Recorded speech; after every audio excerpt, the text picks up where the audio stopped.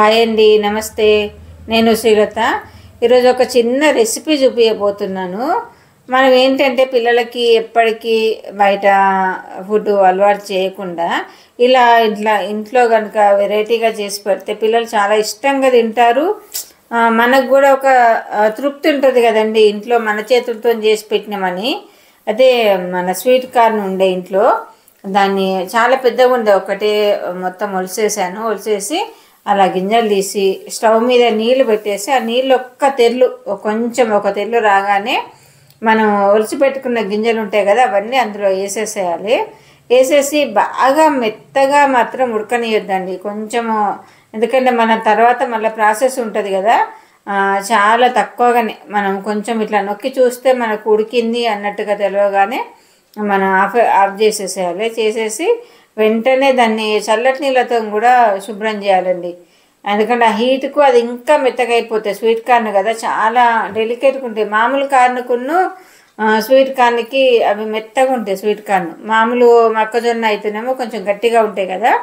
చల్లటి నీళ్ళతో కడిగి కాసేపు అట్లా నీళ్ళన్నీ ఓడ్చేట్టుగా పెట్టేసి తర్వాత దీంట్లో నేనైతే చాలా తక్కువ ఇంగ్రీడియంట్స్ తోటి క్రిస్పీ కార్న్ చేశానండి. చాలా టేస్ట్గా వచ్చినాయండి. అయితే ముందు నేను కార్న్ ఉడకబెట్టేటప్పుడు కొంచెం ఉప్పు వేసాను. ఉప్పు మట్టుకు మనం కొంచెం చూసుకుంటూ వేసుకోవాలి. ఎందుకంటే 3 సార్లు వేస్తాము, దానికి తగ్గట్టుగా మనం చూసుకొని వేసుకోవాలి. ఉప్పు, కారము, కొంచెం పెప్పర్ పౌడర్ అండి.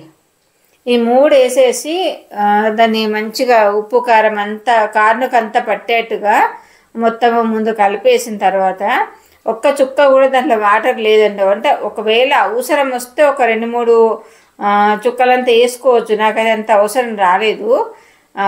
తర్వాత కార్న్ పౌడర్ ఉంటుంది కదండి, ఆ కార్న్ పౌడర్ని ఒక 3-4 చెంచాలు, మనకంటే 3-4 చెంచాలని కొలత ఏం లేదు, మన కార్న్ను బట్టి మనకు ఉడకబెట్టుకున్న మొక్కజొన్న గింజల్ని బట్టి మనకి అట్లా డ్రైగా అది అయ్యే వరకు వేసుకోవాలి. ఒకవేళ మరీ డ్రై ఉన్నదంటే ఒక 2-3 చుక్కలంతా వాటర్ వేసుకోవాలి అంతే. అట్లా కలిపేసేసుకొని మొత్తం కూడా మంచి పొడిగా మనము ఏంటిది పల్లీలు కూడా ఇలా చేసుకుంటాం కదండి, అలా డ్రైగా అయ్యేటట్టుగా చేసేసుకొని పక్కన పెట్టుకొని నేను స్టవ్ పైన కడాయి పెట్టేసుకొని నూనె పెట్టుకున్నానండి సరిపడంత. ఆ నూనె కొంచెం వేడెక్కిన తర్వాత అయితే నాకు కొంచెం చిన్న డౌట్ ఉండనండి, ఎక్కువ వేస్తే మనం నీళ్ళలో ఉడకబెట్టాం కదా, ఏమన్నా చిరిచిటాన్ని ఇట్లా పొంగుతాయేమో, పేలుతాయేమో, అట్లా అంటే చిరిచిటాన్ని ఇట్లా వస్తాయి కదా, అలా వస్తాయేమో అన్న డౌట్ వచ్చి కొన్ని వేసానండి. ఫస్ట్ కొన్ని వేసి కూడా అవి కూడా అట్లా జల్లి గంటలోకి తీసేసి గంటనే దాంట్లో పెట్టేసి ఫ్రై చేశానండి. అంటే ఫస్ట్ టెస్ట్ చేశా, ఎందుకంటే దెబ్బన పేలినా చేసిన అంత ఆయిల్ అంతా మొఖాల మీద పడడం, చేతుల మీద పడడం ఇలా జరుగుతుంది కదా. ఇక ఏం కాలేదన్న ధైర్యం వచ్చేసి కొంచెం ఎక్కువ వేసాను. తర్వాత 3వ బాయికి అయితే ఇంకొంచెం ఎక్కువ వేసేసానండి. ఎందుకంటే మనకు కొంచెం ధైర్యం వచ్చేసింది, ఇంకా అవి ఏమి టప్ అని అట్లా సౌండ్లు రాదు, నూనె కూడా మన మీద చిందదు అనే ధైర్యం వచ్చిన తర్వాత అవన్నీ అలా ఫ్రై చేసేసుకొని మొత్తం చల్లారనివ్వాలండి. చాలా వరకు ఒక 90% వరకు అవి చల్లారనివ్వాలి మనం. నేనైతే టిష్యూలో వేసేసాను. చల్లారిన తర్వాత దానికి సరిపడా ఉల్లిపాయలు, తర్వాత వెల్లిపాయ ముక్కలు కూడా చిన్న ముక్కలుగా తరిగి పెట్టుకున్నాను. ఉంటే కనుక మనం స్ప్రింగ్ ఆనియన్స్ ఉంటాయి కదండి, అవి కూడా వేసుకోవచ్చు. నా దగ్గర లేకుండే, ఇప్పుడు కొంచెం సమ్మర్ కదండి, స్ప్రింగ్ ఆనియన్స్ చాలా తక్కువ దొరుకుతాయి. సరే వెల్లిపాయలు అన్నీ వేసాను. ఇప్పుడైతే మా పాప వేస్తుంది, పెద్ద పాప. సరే అలా మూకుడు పెట్టేసి మళ్ళీ కొంచెం ఒక 2 స్పూన్లంత ఆయిల్ వేసేసి ఉల్లిపాయలు, మనం చిన్నగా దొరుకున్న వెల్లిపాయ ముక్కలు కూడా, దీంట్లో అల్లం వెల్లిపాయ పేస్ట్ అయితే వేయొద్దండి, రుచి మారిపోతుంది.